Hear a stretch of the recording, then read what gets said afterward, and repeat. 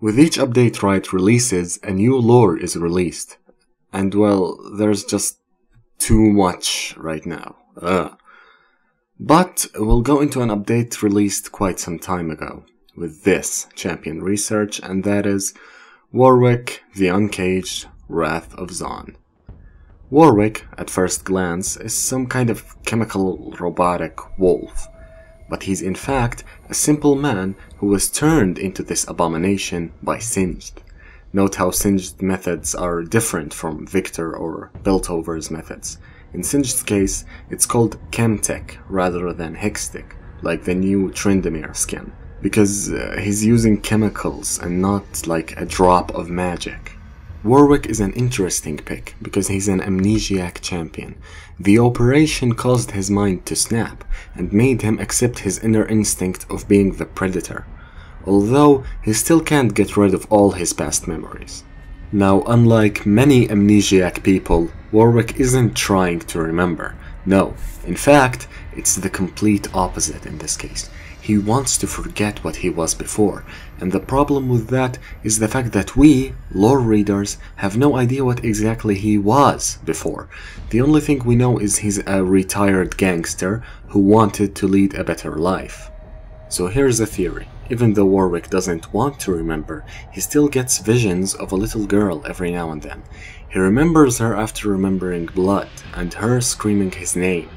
And when he taunts Jinx in-game, he says the following: "You were there. Let me forget."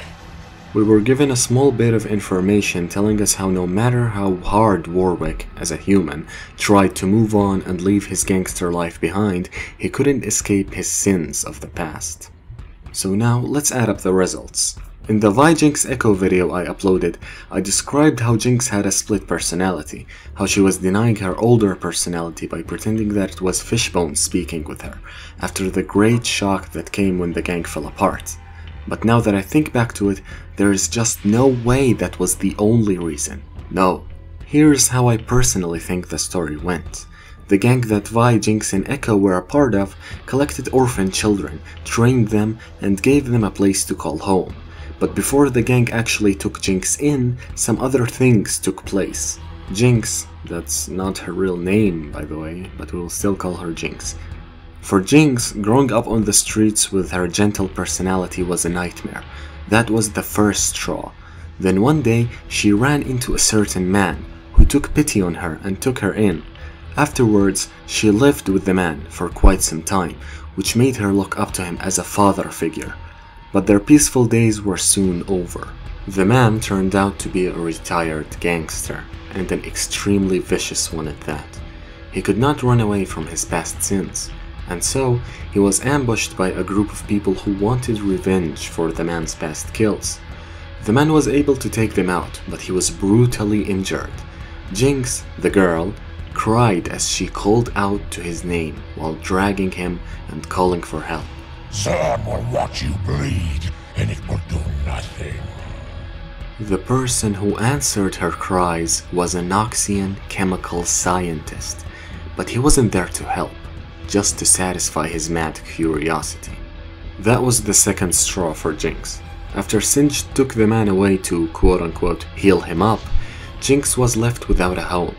She was too afraid to stay in the man's house, knowing that more people might come, so she took to the streets. Eventually, she grew weak and fragile, and that was when the gang took her in, giving her a new home.